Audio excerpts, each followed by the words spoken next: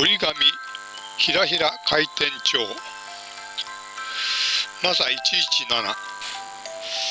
How to make funny rotating butterflies。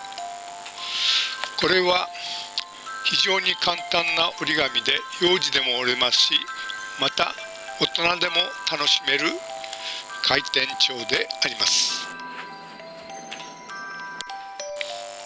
折り方からまず述べていきます。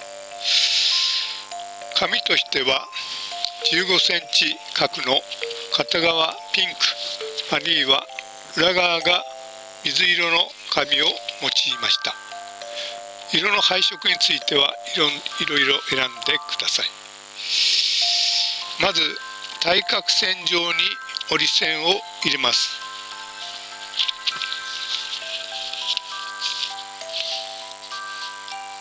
このような形です。そうしましたら次にそれを直角に開きまして、約1センチほど余しまして、このような折り線を入れます。次にこの紙をひっくり返しまして、先端が上に出るような形で折り込みを入れます。ほぼこのような折り線です。それから下側についても重ねて折ります。そうしましたら次にここでハサミを用いまして下の部分に切り込みを入れます。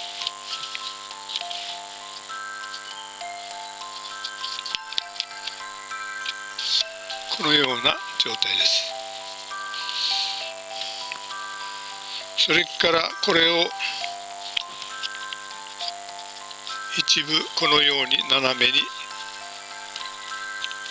折って蝶の尾羽とします。このような状態です。それから反対側についても同じように折るんですが、左右対称とするためにここで半分に折り、両者が重なることを確認して折り線を決めてください。そうしますとこのような形となります。それから蝶の胴の部分、この胴の部分のところで折り線を入れます。